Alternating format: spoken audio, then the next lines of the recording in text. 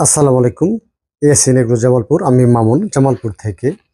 আমাদের YouTube channel যারা নতুন অবশ্যই আমার চ্যানেলটা সাবস্ক্রাইব করবেন। আজকে কিছু সমস্যা দেখাবো। কিছু মুরগির যে গাড় বেঁকা হয়ে যায়, পা বেঁকা হয়ে যায়, পায়ের নখ বেঁকা হয়ে যায়, এই বিভিন্ন সমস্যাগুলো যে হয়, আমার কাছে প্রতিনিয়ত ফোন আসে যে আমার মুরগিটা গাড় বেঁকা হয়ে গেল বা পা বেঁকা হয়ে গেল বা খাচ্ছে না বা এরকম ঘুরতেছে।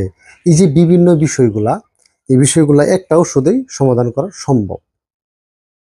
একটা ওষুধেই সমাধান করা সম্ভব। এটা আসলে বিস্তারিতভাবে কিছু বলার চেষ্টা করব। আশা করি আমাদের সাথেই থাকবেন। মুরগির বাচ্চাটা যখন আমরা প্রথম ব্রুডিং করি বা একদিন বয়সের বাচ্চাটা আমরা চিক গার্ডে দেই, দেওয়ার পর যে কাজগুলা করি, ব্রুডিংয়ের যে যাবতীয় মেডিসিনগুলো আছে মেডিসিনগুলো কিন্তু ইউজ করি।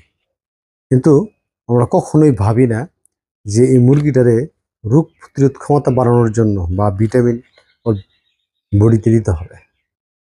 এই জিনিসটা কিন্তু কেউ ভাবি না। কি করি আমরা? সুন্দর করে তাদের অ্যান্টিবায়োটিক, ঠান্ডার ডোজ, পেট খারাপের ডোজ, নাভি শুকানোর ডোজ, এগুলোই শুধু চালাই।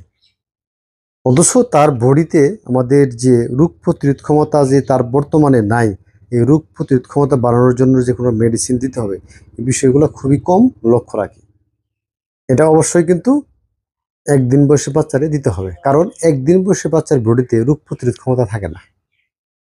যত দিন যাবে, একদিন, 2 দিন, 5 দিন, 10 দিন, 15 দিন, ওর বডিতে আস্তে আস্তে রোগ প্রতিরোধ ক্ষমতা তৈরি হবে।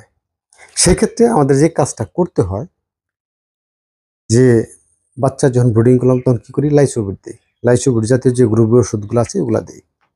মুরগির বয়স যখন 4 থেকে 5 দিন হবে, অবশ্যই থাইবিন, এই থাইবিনটা ইউজ করতে হবে।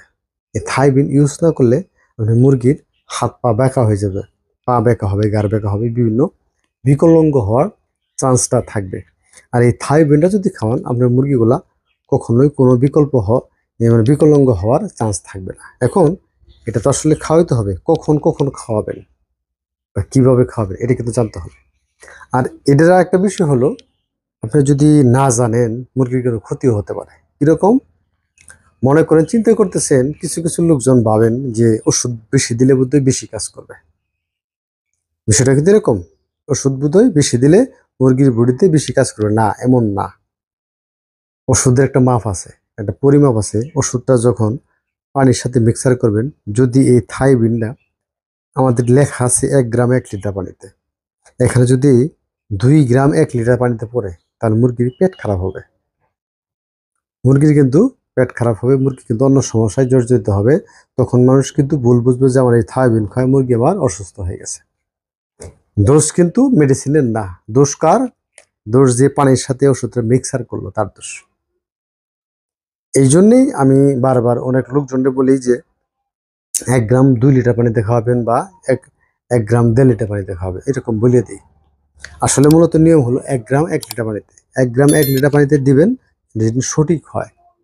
যদি ওষুধের পরিমাণটা বেশি হয়ে যায়, তাহলে বাচ্চা পেট খারাপ করে, পাতলা পায়খানা করবে, বিভিন্ন কিছু করে বাচ্চার আরও ক্ষতি হবে, ভালো হবে না। এই জিনিসটা মাথায় রাখতে হবে। এখন এই থাইবিনটা কখন কখন খাওয়াবেন?